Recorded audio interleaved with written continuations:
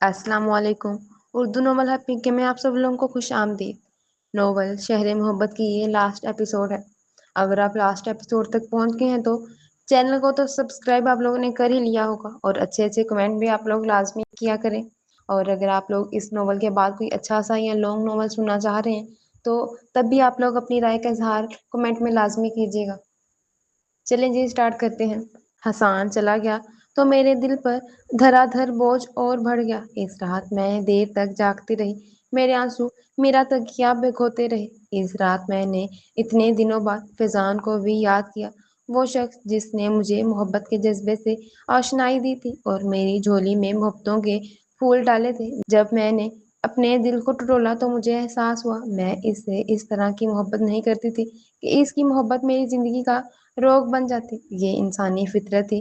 میں نے بہت ایمانداری سے اپنا تجزیہ کیا۔ میں عمر کے اس دور میں تھی جب دل کے نہا خانوں میں کسی کی رفاقت کا احساس، کسی کی محبت کو پا لینے کی چاہت چھپی ہوتی ہے، اور اس دور میں جو بھی پہلا شخص محبتوں کا اظہار کرتا ہے وہی دل کو اچھا لگنے لگتا ہے، اور وقت کے ساتھ ساتھ اس کی محبت دل میں جگہ بناتی چلی جاتی ہے۔ میرے ساتھ بھی ایسا ہی کچھ ہوا تھا۔ بے شک میں خود کو دوسروں سے منفرد سمجھتی تھی، لیکن اندر سے تو تھی ہی ایک لڑکی نا، ایک عام سی معمولی سی لڑکی، مرد کی محبت اور رفاقتوں کی متمنی۔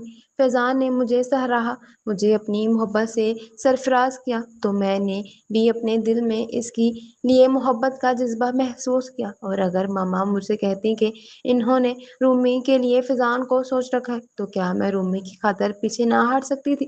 ہاں، مجھے دکھ ضرور ہوتا۔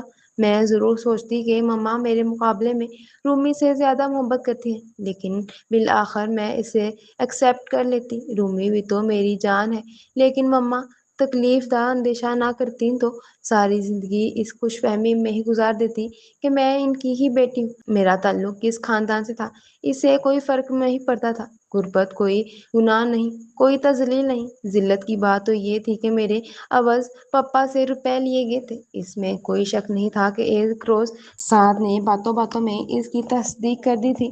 فصیح احمد صاحب نے 3 لاکھ روپے دیے تھے دادا کو، یہاں قصور میں جگہ خریدنے اور گھر بنانے کے لیے۔ وہ اس وقت وحید کے خلاف بول رہا تھا۔ یہ چھوٹا سا گھر 1.5 لاکھ میں مل گیا تھا۔ 50-60 ہزار کا مال دکان میں ڈال لیا گیا تھا، اور 1 لاکھ کے ابا نے سیونگ سرٹیفکیٹ لے لیے تھے۔ 10 سال بعد 4 لاکھ ہو گئے تھے۔ ابا نے پھر 4 لاکھ کے سرٹیفکیٹ لے لیے تھے۔ ابا کا پروگرام تھا اگلے 10 سال میں 16-17 لاکھ روپے ہو جائیں گے تو ذرا بہتر گھر خرید کر بڑا اسٹور بنا لیں گے جس میں تینوں بھائی مل کر کام کریں گے۔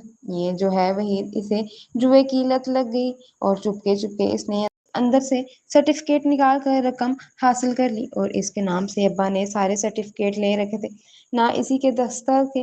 ابا تو پڑھا لکھا نہیں تھا، اور پتہ ہے سمیہ، یہ ساری رقم اس نے جوئے میں ہار دی، اور جب ابا کو پتہ چلا تو اماں اور ابا بہت روئے پیٹے۔ 3 دن تک ہمارے گھر میں رونا پیٹنا ہوتا رہا، لیکن اب کیا ہو سکتا تھا؟ شکر ہے سر چھپانے کا ٹھکانہ تھا، دکان سے اتنا روپے مل جاتا ہے کہ گزارا ہو جاتا ہے۔ ساتھ تینوں بھائیوں میں سے سب سے بہتر لگا مجھے، لیکن اس روز میں بہت افسردہ ہو گئی تھی، اور دن میں کوئی 10 دفعہ میں نے سوچا تھا کہ مجھے ان سے کوئی تعلق نہیں رکھنا چاہیے جنہوں نے پیسے کے عوض مجھے دے دیا تھا، لیکن پھر میں انہیں غربت اور ضرورت کا مارجن دے کر معاف کر دیا۔ میں انہیں چھوڑ کر نہیں جا سکتی تھی۔ یہ میرا واحد خونی رشتہ تھا، میری ماں کا بھائی، اور یہ انسانی فطرت ہے کہ انصاف کے پلڑے میں جب ایک طرف اپنے ہوں اور دوسری طرف غیر تو پلڑا اپنوں کی طرف جھکتا ہے، اور میں نے بھی انہیں ایک اور مارجن دے دیا تھا۔ اگر یہ لوگ مجھے فصیح احمد کے حوالے سے نہ کرتے تو میں بھی نسرین یا آسماں جیسی ہوتی، یا شاید ان سے بھی بدتر۔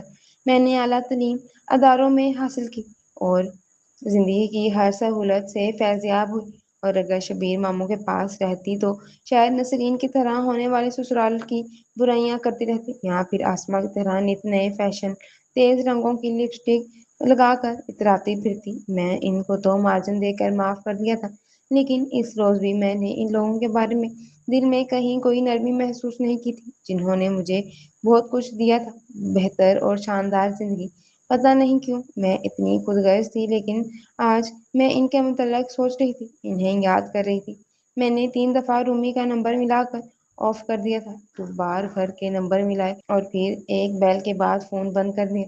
نہیں، اب مجھے کیا حق بنتا ہے ان سب سے تعلق جوڑنے کا جن کے متعلق اس گھر سے آتے ہوئے میں نے ایک بار بھی نہیں سوچا تھا۔ جب سے میں شہر محبت سے آئی تھی اپنی ہی بے بسی کا ماتم کرتی رہتی تھی۔ یہ پہلی رات تھی جب میں ان کی جدائی میں جاگ رہی تھی۔ جب فجر کی اذان ہو رہی تھی تو میں اپنے بیڈ سے ہچکیاں لے لے کر رو رہی تھی۔ ریحان تو اب مجھ سے ہر بات شیئر کرنے لگا تھا۔ وہ اب کس سے اپنی باتیں شیئر کرتا ہوگا؟ اور رومی، وہ تو اتنی معصوم ہے کہ اگر ناظمہ شیرازی جیسی خاتون اسے ٹکر گئی، بیا کا بلڈ پریشر اچانک ہائی ہو جاتا تھا کبھی کبھی۔ اور مما کو تو اسلام آباد جانا ہوتا تھا، کون سب کا خیال رکھتا ہوگا؟ یہ میں نے کیا کیا، کیوں کیا؟ جب تک ناشتے کی گھنٹی نہ بجی میں یوں ہی روتی رہی، حتیٰ کہ باہر برآمدے میں لڑکیوں کی باتیں کرنے کی، چلنے اور ہنسنے کی آوازیں آنے لگی۔ وہ سب ڈائننگ روم کی طرف جا رہی تھی اپنا اپنا ناشتہ لیے۔ میں بوجھل سر سے اٹھ کر واش روم کی طرف بڑھ گئی تھی۔ بہت دیر تک گرم پانی سے غسل کرنے کے باوجود سر اسی طرح بوجھل تھا اور آنکھیں سوجی ہوئی تھیں۔ ہاسٹل کی ہیڈ گرل جب مائی کے ساتھ ناشتے کی ٹرے لائی تو چونکی۔ میڈم، آپ کی طبیعت ٹھیک نہیں ہے؟ ہاں، کچھ گرانی محسوس ہو رہی ہے۔ میڈم، آپ چھٹی لے کر گھر چلی جائیں، چند دنوں تک دسمبر کی چھٹیاں ہونے والی ہیں، پھر چلی جاؤں گی۔ اسے تو میں نے کہہ دیا تھا کہ دسمبر کی چھٹیوں میں چلی جاؤں گی، لیکن کہاں جاؤں گی؟ ایک بڑا سا سوالیہ نشان میرے اندر بنا اور پھر میں نے خود ہی فیصلہ کر لیا کہ میں چھٹیاں شبیر ماموں کے گھر ہی گزاروں گی۔ بہرحال اب وہی میرے سب کچھ تھے اور میں انہیں یہ سب بھی بتا دوں گی کہ میں نے فصیح احمد کا گھر ہمیشہ کے لیے چھوڑ دیا تھا۔ اب تک میں نے انہیں نہیں بتایا تھا۔ حسان میرا فیصلہ سن کر حیران ہوا۔ لیکن سمیہ، میں نے بدر سے کہا تھا تم چھٹیاں میں اس کے پاس آ کر رہو گے، لیکن میں تو تم سے کوئی ایسی بات نہیں کہی تھی۔ میں نے حیرت سے اسے دیکھا۔ ہاں، لیکن میں نے… وہ سر کھجانے لگا۔ پتا ہے مدت کا پروگرام بن رہا تھا کہ وہ دبئی جانے کا، لیکن میں نے منع کیا تھا کہ اسے… اور تم جانتی ہو وہ بہت کیوٹ ہے۔ اس نے میری بات مان لی تھی۔ تم اب اسے کہہ دو وہ چلی جائے۔ اب تو کچھ نہیں ہو سکتا، پہلے انتظام کرنا ہوتا ہے۔ میڈیسن بنانے والی کمپنی ارینج کرتی ہے نا یہ ٹور، اور اب تو کل کی فلائٹ ہے، رمیز بھائی جا رہے ہیں۔ لیکن میں نے شبیر ماموں کی فیملی سے وعدہ کر لیا کہ میں چھٹیاں ان کے پاس گزاروں گی۔ حالانکہ میں نے ایسا کوئی وعدہ نہیں کیا تھا، ان کی طرف تو جاتی ہی رہتی تھی۔ ہاں، لیکن یہ بھی سوچو حسان، میں نے ایک عمر ان سے دور گزاری ہے۔ ٹھیک ہے پپا نے مجھے اڈاپٹ کر لیا تھا، لیکن انہیں ان لوگوں کو مجھ سے ملنے سے تو نہیں روکنا چاہیے تھا نا؟ حسان ایک گہری سانس لے کر اٹھ کھڑا ہوا۔ اوکے، اگر کبھی تمہارا دل نہ لگے ادھر تو مجھے فون کر دینا۔ بھلا دل نہ لگنے کی کیا وجہ ہو سکتی تھی؟ آخر وہ میرے اپنے تھے، میں نے سوچا۔ حسان نے جاتے جاتے مجھے موڑ کر دیکھا تھا۔ اب شاید چھٹیوں کے بعد ہی چکر لگاؤں یا شاید نہ لگاؤں، یوں بھی تمہیں اپنے مل گئے ہیں اور تمہیں اب میری ضرورت بھی نہیں۔ وہ لمبے لمبے ڈگ بھرتا کالج ہاسٹل کے گیٹ سے باہر نکل گیا۔ میں وہیں ساکت کھڑی رہ گئی۔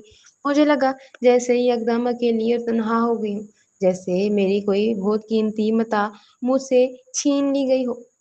حسان، میں اس کے پیچھے جانا چاہتی تھی، اسے پکارنا چاہتی تھی، لیکن میرے قدم جیسے زمین نے جکڑ لیے تھے اور زبان اکڑ گئی تھی۔ میرے منہ سے بھینی بھینی سی آوازیں نکلی تھی، لیکن حسان گیٹ سے باہر جا چکا تھا۔ میں سارا وقت کھوئی کھوئی سی ہاسٹل کے برآمدوں اور کمروں میں چکراتی رہتی، پھر یہاں تک کہ آخری لڑکی بھی چلی گئی تو میں بھی بیگ میں چند جوڑے کپڑے ڈال کر شبیر ماموں کے گھر چلی گئی۔ میرے ہاتھ میں بیگ دیکھ کر صحن میں بیٹھی سبزی کاٹتی مامی کی آنکھوں میں حیرت نظر آئی۔ دوسرے ہی لمحے ان کی آنکھیں چمکنے لگی۔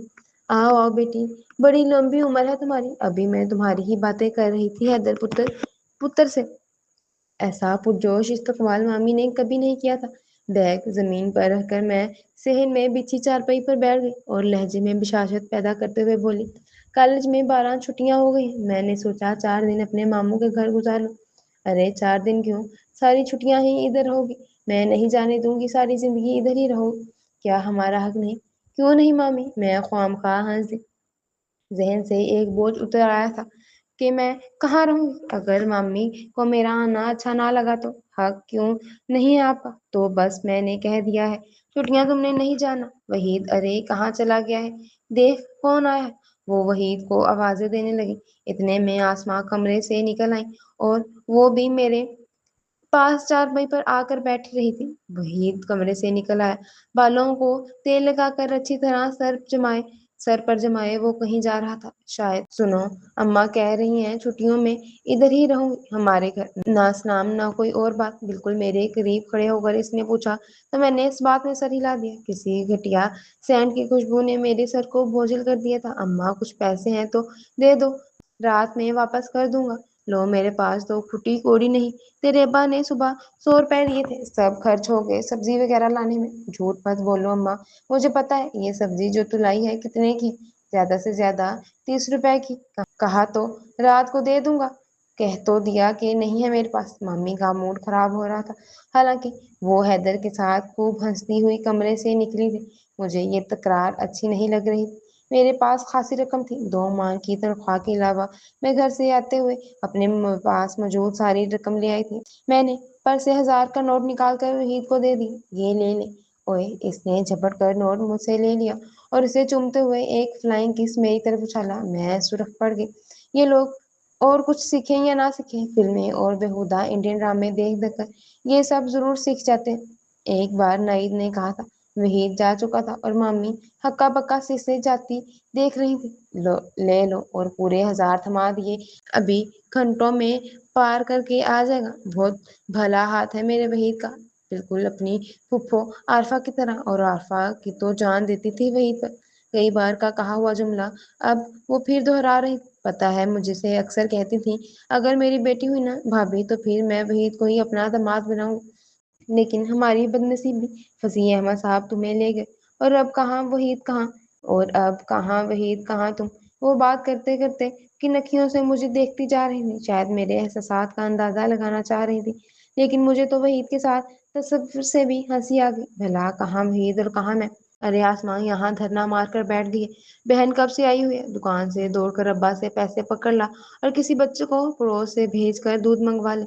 लेकिन आसमां यूं ही बैठी रही, मुझे रीमा के किसी ड्रेस के मुतल्लिक बता रही थी जो रात किसी टीवी शो में इसने पहन रखा था। आकर इसे डांटती डपटती खुद ही उठी।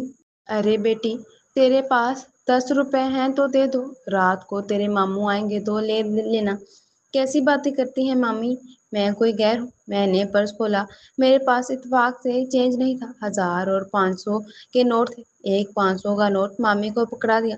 मामी, चेंज नहीं है। ये इब्तिदा थी। अगले चंद रोज में मामी और वहीद में मुख्तलिफ हीले बहानों से मुझसे 7-8 हज़ार रुपए ले चुके थे। वहीद का तो वही अंदाज था, समिया कुछ रुपए उधार दे दो, रात को लुटा दूंगा। और मामी का वही पुराना और मुख्तलिफ अखराजात का रोना धोना। मुझे लगता था कि मेरे पास रुपए हैं तो मुझे इनकी जरूरत पूरी करनी चाहिए। मुझे मामू के घर आए 7वां दिन था। मैंने सोचा इस सारे अरसे में हसान ने ना कोई मैसेज किया ना फोन, तो क्या मैं भी हसान को खो दिया। और इस एहसास ने मेरे अंदर मातम पैदा कर दिया था। मेरे दिल बेआरजू रो रहा था। बिलाखिर एक दिन तो इसे जाना ही था। मेरे और इसके दरमियान एक ऐसा क्या था जो मैं इसे रोक सकती। इसने इंसानियत के नाते इतना कुछ किया था और मेरा ख्याल रखा, ये बहुत था। और इसकी नेक फितरत थी कि वो हर एक के काम आता था, वरना और क्या वाकई मेरे और इसके दरमियान कुछ नहीं था। मैंने अपने आप से पूछा था, क्या मैं सिर्फ इसलिए इसे मिस कर रही हूँ कि मेरे साथ हमदर्दी करता था और इसने मेरा ख्याल किसी अपने की तरह रखा था। नहीं, कुछ तो था, दोस्ती या शायद मोहब्बत। मैं एकदम चौंकी, क्या मैं इससे मोहब्बत करती हूँ? और मुझे अपने दिल के एक कोने में इसका नाम जगमगाता हुआ दिखाई दिया। ये एक और रत जगह था, लेकिन इस रतक जगह में आगाही का करब था, मुझे मोहब्बत का सोच था और खो जाने का दुख। अगली सुबह मुझे बहुत रोशन और खूबसूरत लगी थी। बरामदे में बैठी मैं धूप को इंजॉय कर रही थी जब आसमां हाथ में एक तस्वीर उठाए अपने कमरे से बाहर निकली। घर में मेरे और आसमां के सिवा कोई नहीं था। सुबह नाश्ते के बाद मामी, वहीद, मामू और नसरीन किसी रिश्तेदार के यहाँ अचानक हो जाने वाली मौत पर गए थे। मुरीद के और नवीद दुकान पर था। ये देखो आरफा पुप्पो की शादी की तस्वीर, नया रब्बा की अलमारी साफ करी थी, अखबार के नीचे से ही मिली।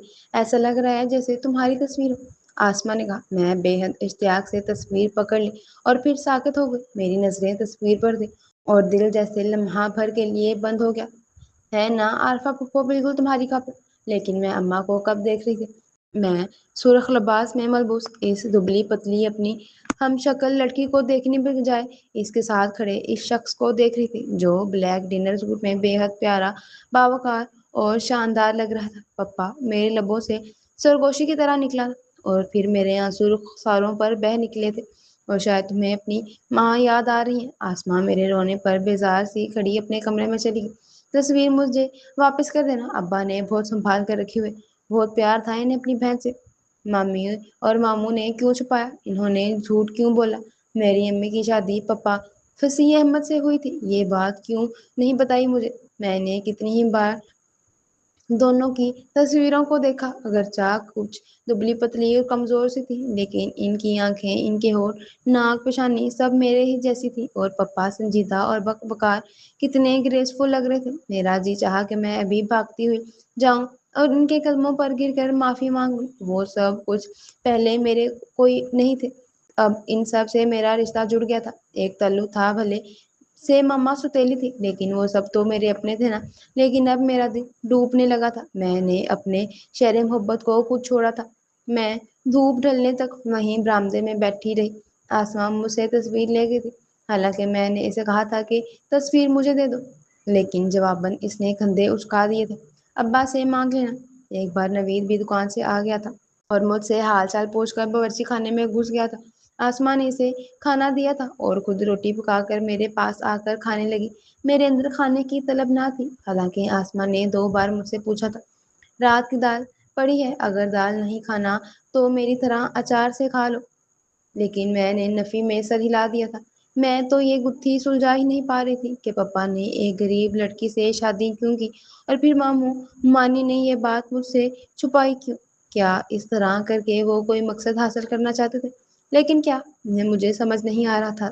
میں نے سوچا کہ حسان کو فون کروں، لیکن حسان کا سیل آف تھا۔ آسماں کھانا کھا کر پھر اندر چلی گئی اور میں اسی طرح بیٹھی تھی۔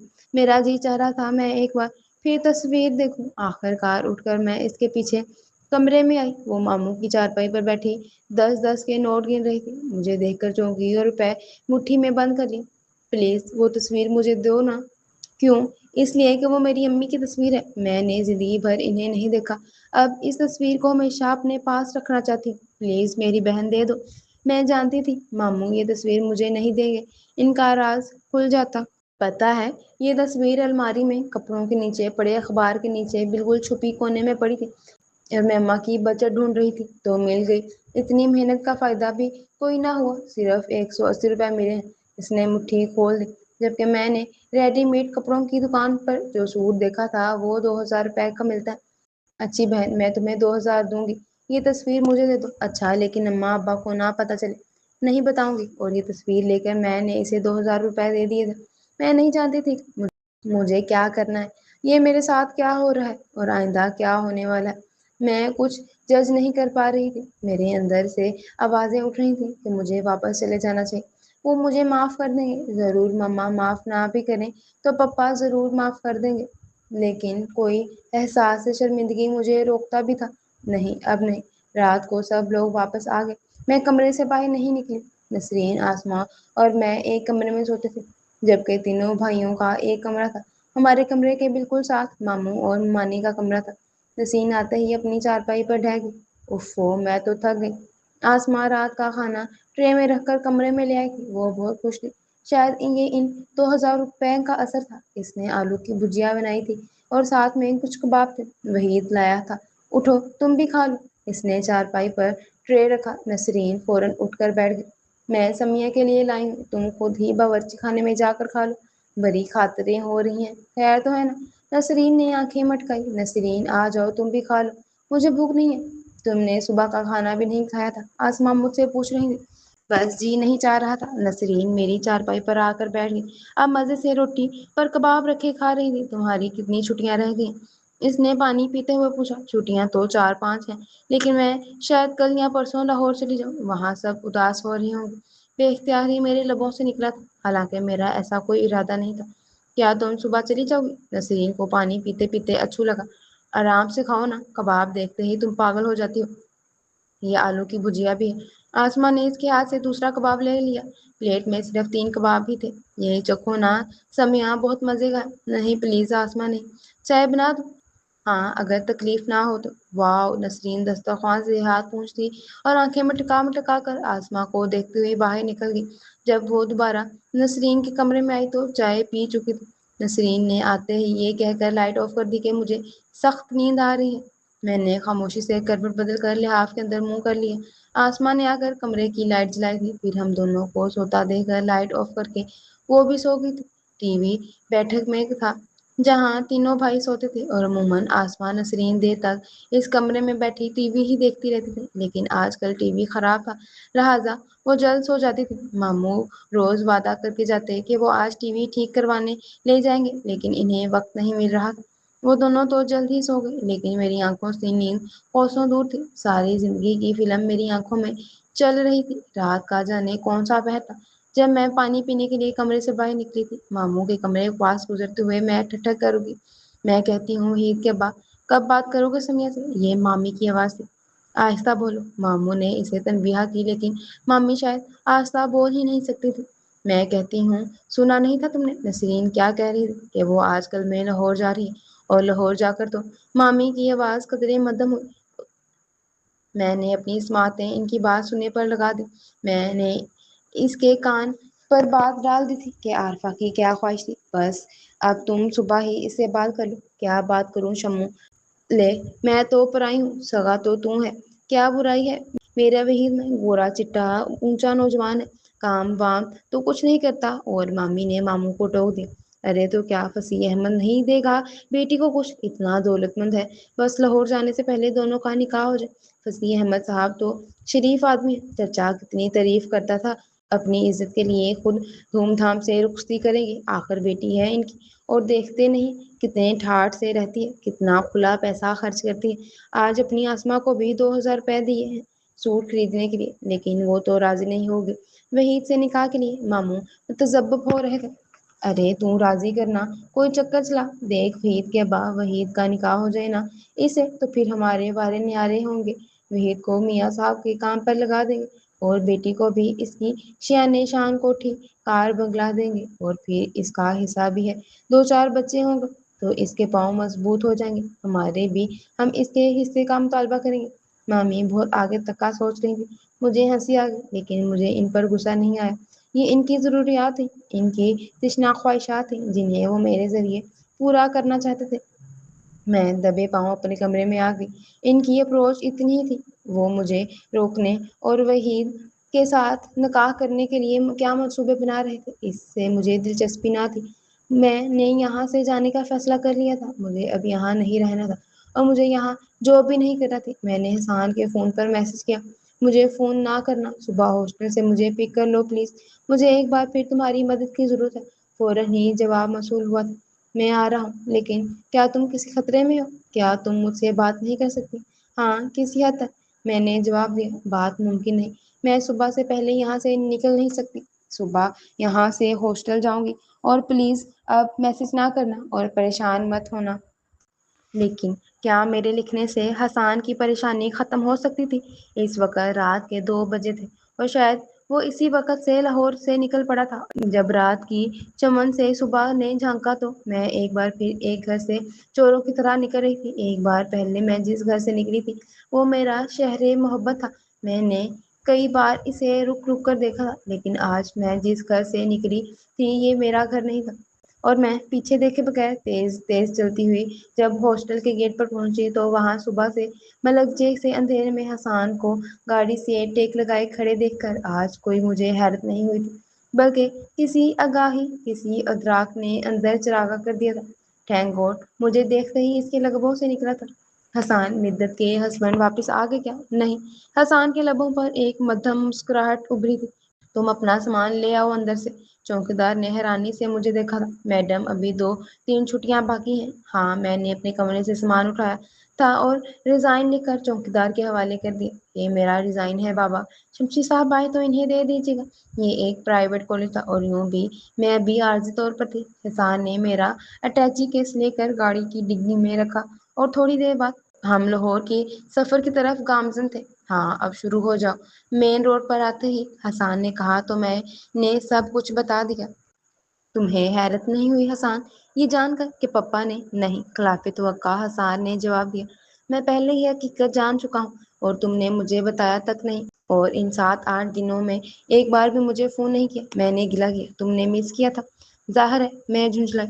ایک بندہ جو پچھلے 2.5 ماہ سے آپ کا سایہ بنا ہو اور وہ خبر تک نہ لے۔ مسکراہٹ نے اس کے لبوں کو چھوا۔ لیکن میں تمہیں جاتے ہوئے بتا کر گیا تھا، یقین تھا مگر مجھے یقین تھا تم مجھے اس طرح بے یار و مددگار نہیں چھوڑ سکتے۔ اتنا یقین ہے مجھ پر؟ اس نے ذرا ساخ موڑ کر مجھے دیکھا۔ ہاں ہے، میں نے پورے یقین سے اور مان سے کہا۔ ویسے تم اکیلی کہاں تھی؟ تمہارے اپنے رشتے دار تھے، ہے نا تمہارے پاس؟ اس کی مسکراہٹ گہری ہوئی۔ میں شرمندہ ہو گئی۔ دراصل میں ایک اور محاذ پر لڑ رہا تھا۔ کیا گھر والوں سے صلح ہو گئی؟ ہاں شکر ہے، یہ تو بہت اچھا ہوا۔ یہ بتاؤ تم نے پپا کا مجھے کیوں نہیں بتایا؟ دراصل مجھے کل ہی سب پتا چلا تھا۔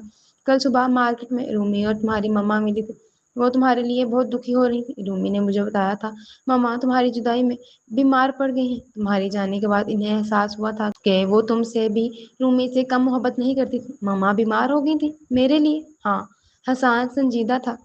اور پھر رومی کے اصرار پر میں نے بتا دیا تھا کہ تم خیریت سے ہو اور کہیں جاب کر رہی ہو۔ تمہیں یہ جان کر شوق لگا تھا کہ تم مما کی بیٹی نہیں ہو اور 1.5 ماہ تک تم اس شوق سے نکل نہیں سکی تھی۔ تب رومی اور مما تم سے ملنے کو بے چین ہو رہی تھی۔ وہ تو اسی وقت تمہارے پاس آنا چاہتی تھی، لیکن میں نے ان سے کہا تھا کہ ابھی نہیں، ابھی ذرا کچھ دن تم اپنے ماموں کی میزبانی سے لطف اٹھا لو، پھر یہاں آنے کے بعد تمہیں شاید موقع نہ ملے۔ تم سچ کہہ رہے ہو نا حسان؟ آنسو میری آنکھوں سے بہہ نکلے۔ مما مجھ سے ناراض نہیں تھی، انہوں نے ایسا ہی کہا تھا نا۔ میں بے اختیار اپنا ہاتھ اس کے بازو پر رکھ دیا تھا اور ہولے ہولے ہلا رہے تھے۔ یار میں ڈرائیو کر رہا ہوں، خیال رکھو۔ اور پھر بھلا میں تم سے جھوٹ کیوں بولوں گا؟ اور پتہ ہے شام کو ہی ریان اور پپا مجھ سے ملنے ہاسٹل آ گئے۔ میں نے رومی کو اپنا ایڈریس بتا دیا تھا۔ تب مجھے پتا چلا کہ تم جیسی پاگل لڑکی دنیا میں کوئی اور نہیں ہے۔ بکو مت، میں نے ہولے سے اس کے بازو پر مکہ مارا۔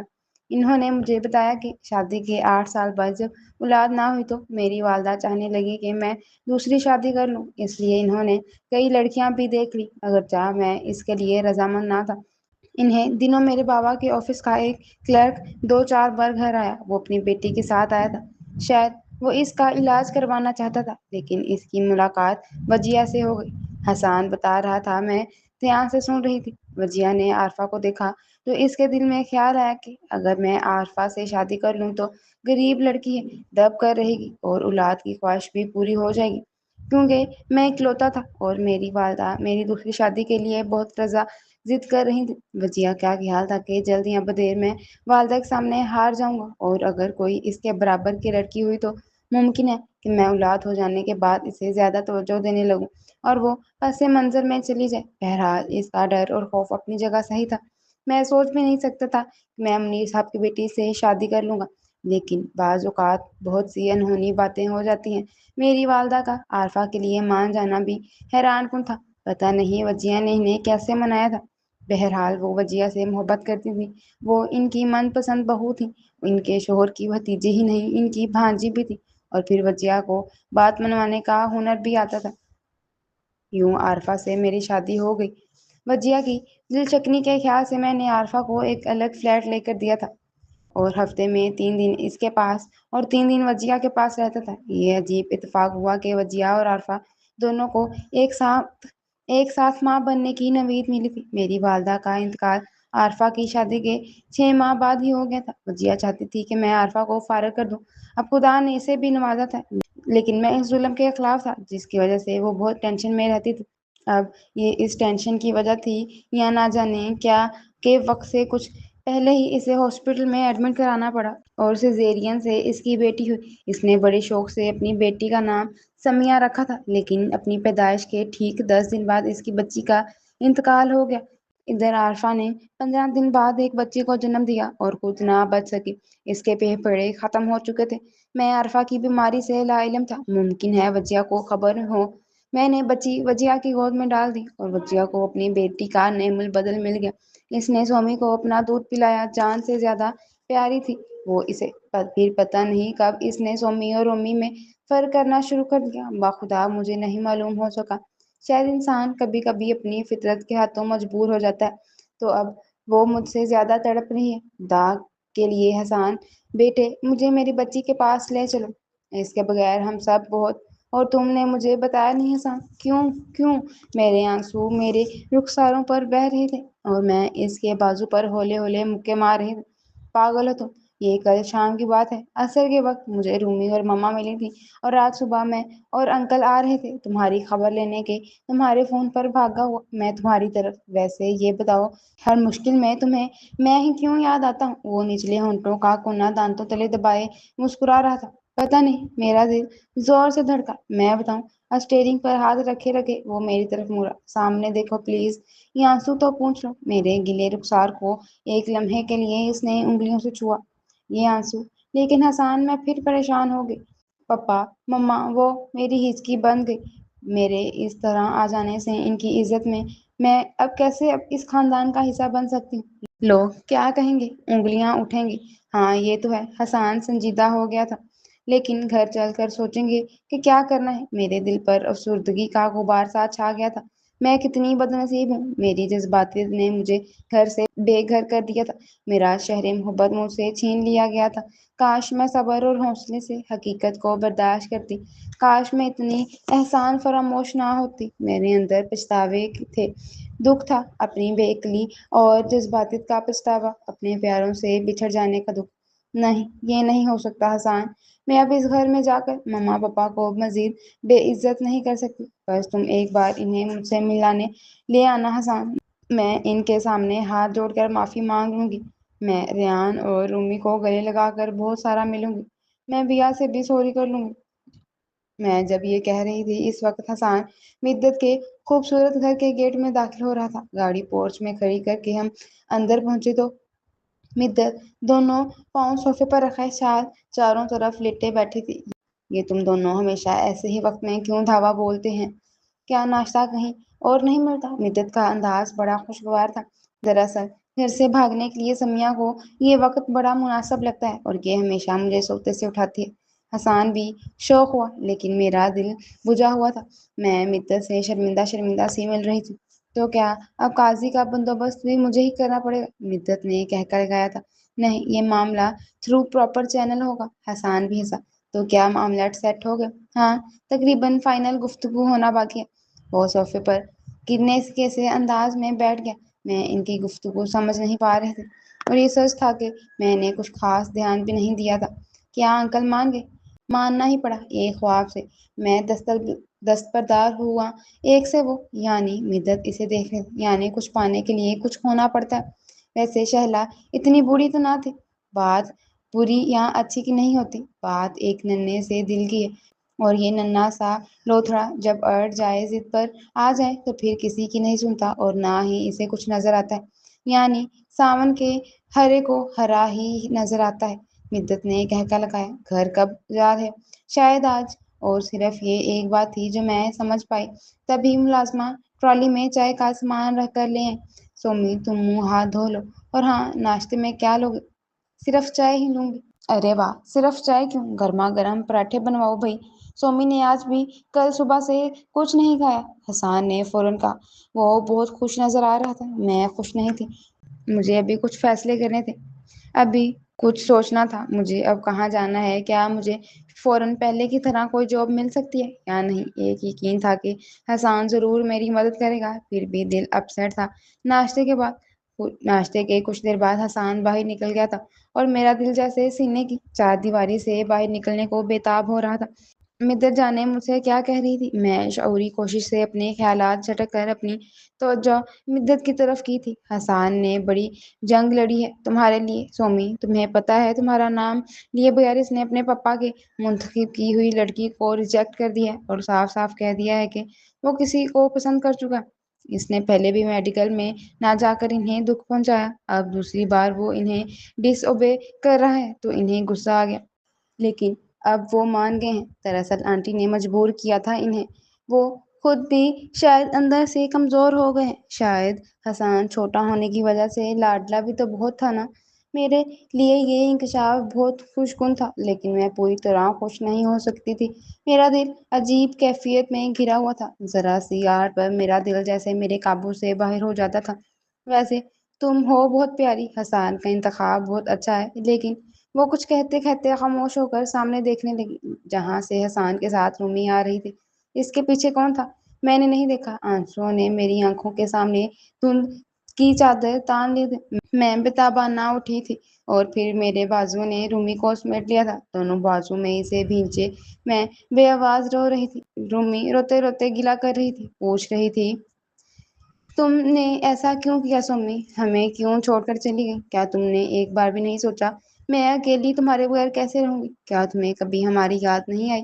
تم اتنی ظالم تو نہیں تھی، پھر اتنی ظالم کیوں بن گئی؟ رومی رومو سوری سوری، مجھے معاف کر دو نا۔ لیکن میں اپنے حواس میں نہیں رہی تھی۔ پھر یکدم کسی نے رومی کو کندھوں سے پکڑ کر الگ کیا، میری نظریں اٹھی اور میری چیخ نکل گئی۔ وہ پپا تھے۔ پپا، میں بری ہوں، بہت بری۔ میں نے آپ سب کو دکھ دیا ہے۔ پلیز پاپا، مجھے معاف کر دیں۔ میں آپ سے بہت محبت کرتی ہوں، بہت زیادہ۔ میں آپ سے الگ ہو کر ایک دن بھی خوش نہیں رہی۔ Now relax Somi, it's okay, جو ہوا سو ہوا۔ کچھ غلطی ہماری بھی تھی۔ میں تمہیں تمہارے رشتوں سے محروم نہیں کرنا چاہتا تھا۔ یہ وجیہہ کی خواہش تھی کہ تمہیں کبھی معلوم نہ ہو کہ تم اس کی بیٹی نہیں۔ سو یہ غلطی مجھ سے ہوئی کہ میں نے تمہارے ماموں کو۔ پپا پلیز کچھ مت کہیں۔ میں تڑپ تڑپ کر رو رہی تھی۔ تب مما نے مجھے گلے لگا لیا۔ مما کے سینے سے لگ کر جیسے برسوں کی تشنگی بجھ رہی تھی۔ وہ میری سگی ماں نہیں تھی، لیکن انہوں نے مجھے دودھ پلایا تھا، مجھے اپنی اولاد کی طرح چاہا تھا۔ مجھے معاف کر دو بیٹا، میری بشری کمزوری سمجھ کر۔ مما اس طرح نہ کہیں، ایسا مت کہیں۔ ریان مجھ سے خفا تھا، وہ میرے قریب نہیں آیا تھا، بس ایک طرف خاموشی سے کھڑا ناراض سا مجھے دیکھ رہا تھا۔ مما کے بازوؤں سے نکل کر میں اس کی طرف لپکی تھی۔ رانو میرے بھائی، 2 سال پہلے کی طرح میں اس کے ہاتھ چوم رہی تھی اور رو رہی تھی، اور وہ یوں ہی ساکت کھڑا تھا۔ وہ ایسا ہی تھا، مجھے پتا تھا اندر سے وہ پگھل رہا ہوگا، اداس ہو رہا ہوگا، لیکن اسے مجھ سے ناراض ہونے کا، خفا ہونے کا پورا حق تھا۔ مت بات کرو مجھ سے سومی۔ وہ مجھ سے ہاتھ چھڑا کر سامنے صوفے پر بیٹھ گیا۔ میں ابھی اس کے پاس ہی بیٹھ گئی تھی، اور اب کبھی اس کا ہاتھ پکڑتی، کبھی بازو۔ یہ جذباتی سین کچھ زیادہ لمبا نہیں ہو گیا۔ مت دو کچھ چائے پانی۔ یہ حسان تھا جس نے یکدم میری جذباتیت کو کم کرنے کی کوشش کی تھی۔ وہ سب مجھے دیکھ رہے تھے۔ میں یکدم سیدھی ہو کر بیٹھ گئی اور نظریں جھکا لی۔ اوہ بی بی، جوس لاؤ۔ تب ہی بی بی جوس کے گلاس ٹرے میں لے کر اندر آئی۔ وہ ایک گلاس لیے میری طرف بڑھی۔ میں نے نفی میں سر ہلا دیا۔ لے لو، اتنی انرجی ویسٹ ہو گئی ہے۔ حسان بالکل میرے قریب کھڑا تھا، پھر اس نے ٹرے سے ایک گلاس اٹھا کر مجھے دے دیا۔ بی بی ناشتہ بنا لو۔ مدت نے بی بی کو لاؤنج سے باہر جاتے ہوئے دیکھ کر کہا۔ نہیں نہیں، ہم ناشتہ نہیں کریں گے، بس اب چلتے ہیں۔ پپا کی طبیعت کچھ ٹھیک نہیں تھی۔ کیا ہوا پپا کو؟ میں نے بے قرار ہو کر پوچھا۔ وہی بلڈ پریشر ہائی ہے کل سے۔ مما نے ایک شاکی نظر مجھ پر ڈالی تھی، اور یہ نظر مجھے اندر تک کاٹتی چلی گئی تھی۔ بیا مجھ سے کتنی محبت کرتی تھی، کم از کم گھر چھوڑنے سے پہلے میں بیا سے تو شیئر کرتی یہ سب، اور پھر یہ نقصان نہ ہوتا جو ہو چکا ہے۔ آخر پہلے بھی تو ہر بات ان سے شیئر کرتی تھی۔ پپا جوس پی کر اٹھ کھڑے ہوئے تھے۔ چلیں پلیز، لائٹ سا ناشتہ، مدت نے پھر کہا تو پپا نے معذرت کر لی۔ تو یہ سب صرف اتنی سی دیر کے لیے تھا؟ ابھی تو 2 ماہ کی تشنگی نہیں بجھی تھی، ابھی تو میں نے جی بھر کے ان کے سب کو دیکھا بھی نہیں تھا، اور ابھی تو میں نے ریان کو بھی نہیں منایا، جو اب بھی روٹھا روٹھا سا بیٹھا ہے۔ میرا دل چاہ رہا ہے پپا کی منت کروں، مما سے التجا کروں، تھوڑی دیر اور میرے پاس بیٹھیں، لیکن کیا میں اس قابل تھی کہ التجا کرتی؟ کتنا دکھ دیا تھا میں نے ان سب کو۔ چلو بیٹا اپنا سامان لے آؤ، پپا کہہ رہے تھے۔ پپا میں حیران ہو کر سب کی طرف دیکھا۔ ہاں بیٹا، لیکن مما لوگ کیا کہیں گے آپ کو؟ میرے آنسو پھر میرے رخساروں پر بہہ آئے۔ میں بھلا کیسے جا سکتی ہوں آپ کے ساتھ؟ لوگ آپ کو تانے دیں گے، مذاق کریں گے کہ پپا میں یہ برداشت نہیں کر سکتی، مجھے اپنی غلطی کی سزا خود ہی بھگتنا ہے۔ ارے لوگ بھلا کیوں تانے دیں گے؟ مما نے ایک دم آگے بڑھ کر مجھے اپنے ساتھ لگا لیا۔ کسی کو تمہارے متعلق کیا علم ہے؟ ہم کسی ہم کوئی کسی گلے محلے میں تو نہیں رہتے کہ سارا محلہ باخبر ہو گئے ساتھ والے گھر میں کیا ہو رہا ہے۔ اور رہے ملازم تو انہیں یہی بتایا گیا تھا کہ تم انگلینڈ اپنے ماموں کے گھر گئی ہو۔ میں مما کے بازو کے حصار میں گھری کھڑی تھی۔ ایک بار پھر میرے آنسو میرے رخساروں پر بہہ نکلے تھے۔ میں ان سب کو چھوڑ کر چلی گئی تھی، ان سب کی عزت کا خیال کیے بغیر، اور انہوں نے مجھے بے وقت نہیں ہونے دیا تھا۔ Mama mama I am sorry, I am really very sorry. Mama نے میرے آنسو پونچھے، بہت رلایا۔ اب گھر چلو۔ میری نظریں یکدم ریان کی طرف اٹھ گئیں۔ وہ اب تک مجھ سے خفا تھا۔ سومی چلو پلیز گھر، ایسا کچھ نہیں ہونے والا جو تم سوچ رہی ہو۔ ریان نے یکدم آگے بڑھ کر میرے کندھے پر ہاتھ رکھا تو میں نے مڑ کر اسے دیکھا۔ اس کی ناراض آنکھوں میں اپنائیت اور محبت کے رنگ تھے۔ میں کتنی خوش نصیب تھی۔ یہ ساری محبتیں میرے لیے تھیں، یہ سب مجھے لینے آئے تھے، تو میں کیوں اپنے شہر محبت میں نہ پلٹ جاتی۔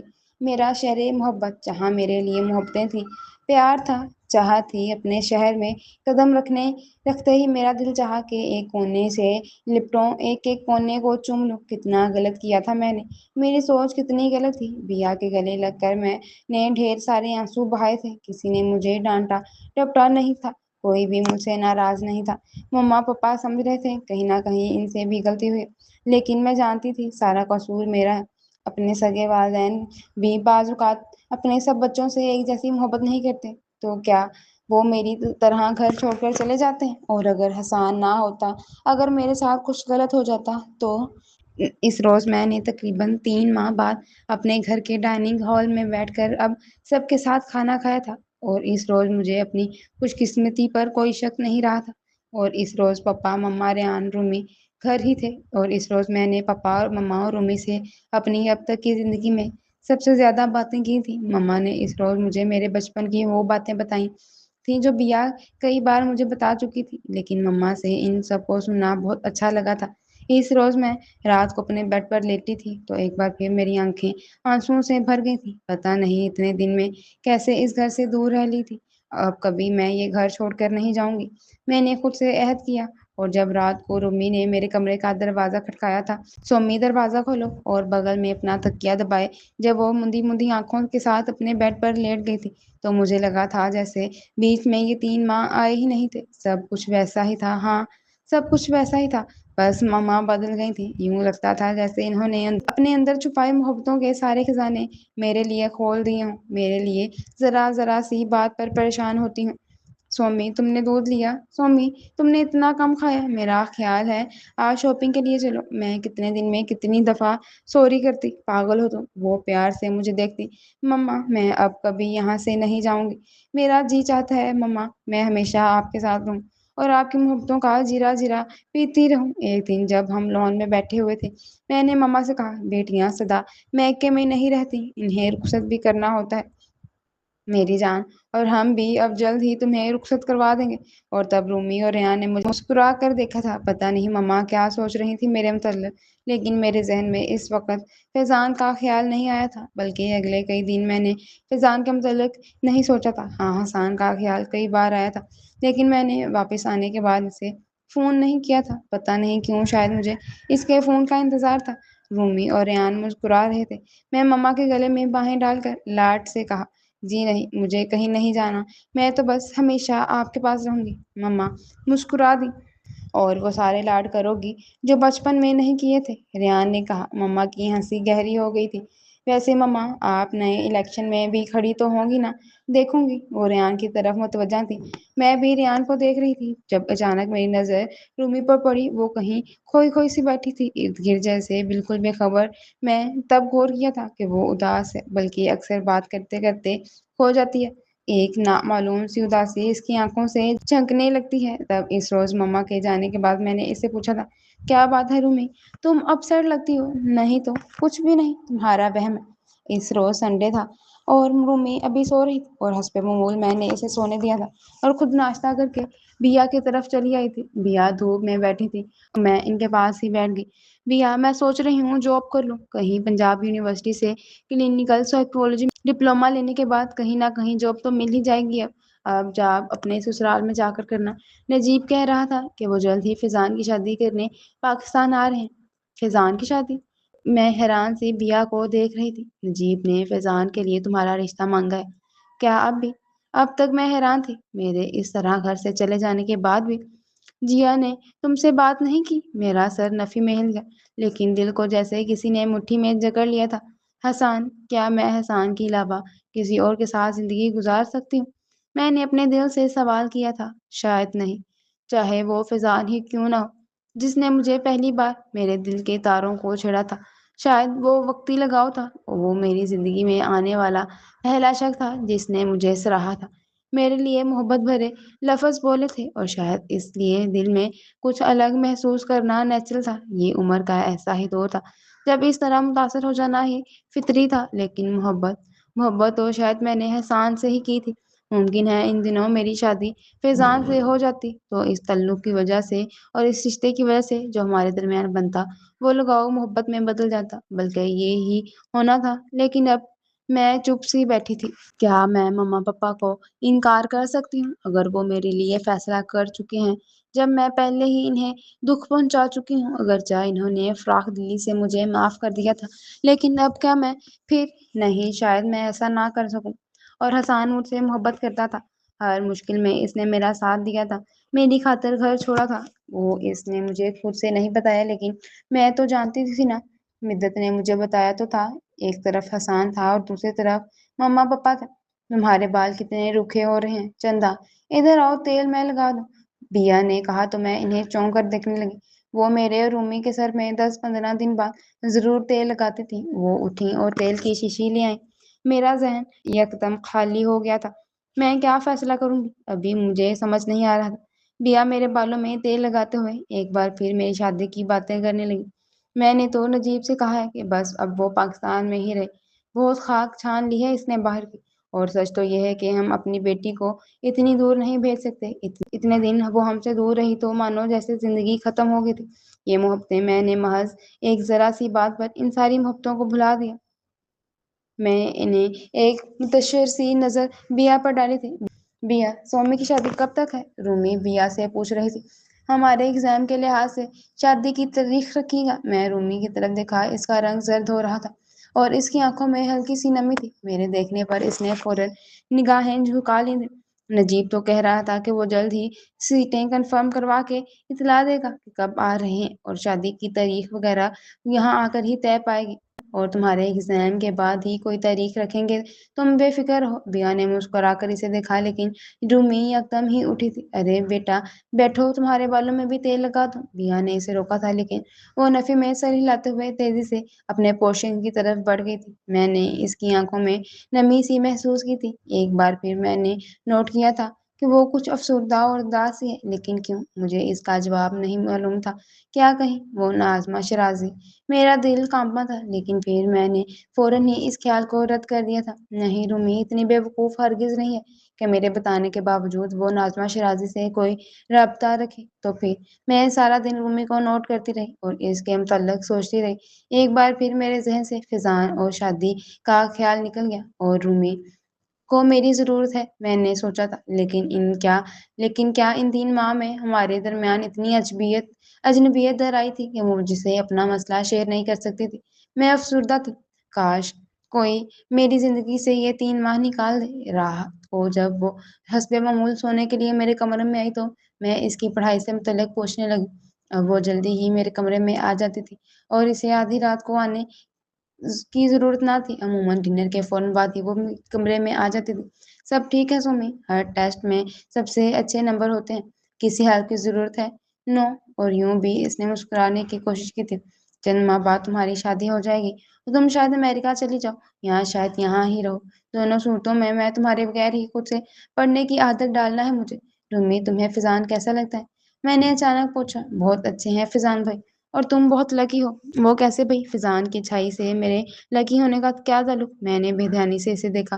وہ جیسے میری نہ سمجھی پر حیران ہوئی۔ ظاہر ہے اتنا اچھا شخص تمہارا رفیق زندگی بنے گا تو تم خوش قسمت ہی ہوئی نا۔ میں نے بغور اسے دیکھا۔ تو اس نے کروٹ بدل کر کمبل میں منہ چھپا لیا۔ تو کہیں نہ کہیں کوئی بات ہے جو میں نہیں سمجھ پا رہی، میں نے سوچا، اور مجھے یاد آیا اس روز جب مما نے کہا تھا کہ میں ان کی بیٹی نہیں ہوں۔ اس روز انہوں نے کچھ اور بھی تو کہا تھا۔ میں نے یاد کرنے کی کوشش کی، وہ کچھ اور کیا تھا؟ ہاں شاید نہیں، بلکہ یقیناً مما نے کہا تھا رومی فیضان سے محبت کرتی ہے، اور یہ یعنی محبت کا ہو جانا کوئی ناممکن بات تو نہیں تھی۔ کم عمر نازک دل رومی کے دل میں فیضان کا خیال اور محبت پیدا ہو جانا نیچرل تھا۔ جب مما جان نے کتنی بار احساس دلایا تھا کہ فیضان اور رومی اور فیضان، مجھے اس لمحے پر رومی پر بے حد پیار آیا تھا۔ وہ میری خاطر میرے لیے اپنے احساسات چھپا رہی تھی۔ سومی پلیز لائٹ آف کر دو، اس نے کمبل میں منہ چھپائے چھپائے کہا تھا۔ یہ ایک اور غیر متوقع بات تھی، وہ جب تک جاگتی رہتی تھی لائٹ نہیں آف کرنے دیتی تھی۔ اسے لائٹ میں ہی سونے کی عادت تھی۔ میں نے بنا کچھ کہے لائٹ آف کر دی تھی۔ پتہ نہیں وہ کب سوئی تھی، مجھے معلوم نہیں، لیکن مجھے نیند نہیں آ رہی تھی۔ رات کے 2 بجے جب میں اپنا سیل فون اٹھائے ٹیرس پر جا رہی تھی تو میں نے مڑ کر ایک نظر رومی پر ڈالی تھی۔ حسب معمول سوتے میں اس نے کمبل اتار دیا تھا، اور نائٹ بلب کی مدھم روشنی میں اس کے رخسار پر آنسوؤں کے نشان صاف دکھائی دے رہے تھے۔ اور چند لمحوں بعد میں ٹیرس پر کھڑی سردی میں ٹھٹھری ہوئی حسان کو فون کر رہی تھی۔ ہیلو، وہ گہری نیند سے جگا تھا۔ حسان سنو۔ اوہ گاڈ، یہ تم ہو سومی؟ ہاں حسان سنو وہ، اور میری سمجھ میں نہ آیا کہ میں بات کس طرح شروع کروں۔ وہ یکدم الرٹ ہو گیا۔ یا اللہ خیر سومی، اب کیا ہو گیا ہے؟ پھر سے گھر سے بھاگنے کا ارادہ ہے اب تو تمہیں اپنے مما پاپا سے متعلق؟ نہیں حسان، وہ یار اس وقت مما پاپا کے گھر میں ہوں، اور میرے ڈیڈ رات کو اس پہر مجھے گھر سے نکلتے دیکھ کر کچھ بھی سوچ سکتے ہیں۔ اس کے لہجے میں شوخی تھی۔ لسن می پلیز، کیا تمہیں میری مدد کی ضرورت ہے سومی؟ وہ یکدم سنجیدہ ہو گیا، اور اس کے لہجے میں تشویش جھلکنے لگی تھی۔ ہاں، بے اختیار میرے لبوں سے نکلا تھا۔ کیا ہوا؟ وہ بے چین ہو گیا تھا۔ وہ حسان، مدت نے کہا تھا کہ تم، میرا مطلب ہے تم مجھ سے شادی کرنا چاہتے ہو۔ اوہ گاڈ، اتنی سی بات کی تصدیق کے لیے تم نے رات کے 2 بجے مجھے جگایا ہے؟ کیا تم صبح تک صبر نہیں کر سکتی تھی؟ ظالم لڑکی!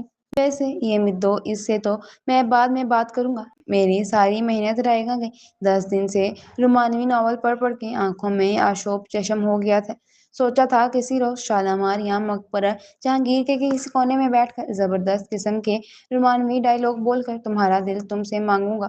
خیر اب مدو کی بات کی تصدیق کرتا ہوں کہ میں احسان رضا باقاعمی ہوش و حواس اس بات کا اعتراف کرتا ہوں کہ مجھے سمیہ احمد بل فصیح احمد سے زبردست قسم کی محبت ہو گئی ہے۔ اور اس کے لہجے کی شوخی مجھے اچھی لگ رہی تھی، اور اس کے الفاظ نرم نرم فوار کی صورت میرے دل میں برس رہے تھے۔ اب سو جاؤں سومی؟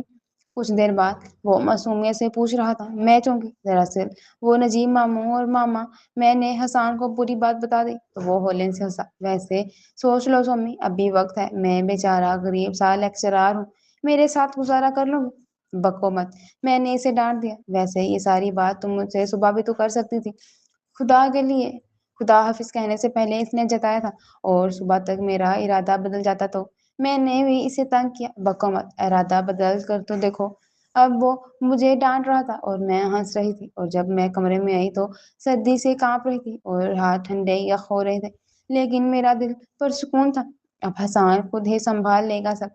اگرچہ میں نے 2-4 گھنٹے نیند لی تھی، لیکن پھر بھی میں جب صبح اٹھی تو بہت فریش تھی، جبکہ رومی بہت تھکی تھکی نڈھال لگ رہی تھی۔ ناشتہ کرتے ہوئے مما نے اس سے پوچھا تھا تمہاری طبیعت تو ٹھیک ہے رومی؟ نہیں، سر میں درد ہے۔ وہ صرف چائے کی ایک پیالی پی کر اٹھ کھڑی ہوئی تھی، اور اس نے جاتے جاتے ریان سے کہا تھا کہ وہ آج کالج نہیں جائے گی، اس لیے وہ چلا جائے۔ بیٹا ایک سلائس لے لو اور پھر ٹیبلٹ لے لینا، مما نے کہا تو اس نے انکار کر دیا۔ ابھی جی نہیں چاہ رہا، کچھ دیر بعد لے لوں گی۔ وہ چلی گئی، اور ریان بھی اس کے ساتھ اٹھ کھڑا ہوا، اور ٹیبل پر میں اور مما رہ گئے تھے۔ میں نے چائے دانی اپنے طرف کھسکائی۔ سومی، بھیا نے تمہیں بتایا ہوگا بھائی جان نے فیضان کے لیے تمہارا رشتہ مانگا ہے؟ جی۔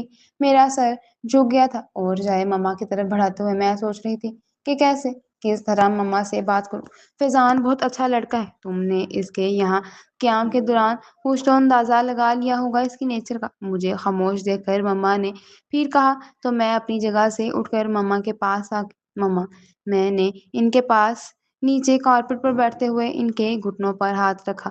میں ہمیشہ ہر بات کہنے کے لیے پپا کے پاس جاتی تھی۔ رات بھی حسان سے بات کرنے کے بعد میں نے سوچا تھا میں صبح پپا سے بات کروں گی، لیکن آج میں مما کے پاس بیٹھی تھی اور مما سے وہ سب کہہ رہی تھی، تو شاید اتنی بے تکلفی سے آج سے قبل کبھی مما سے نہ کہہ سکتی تھی۔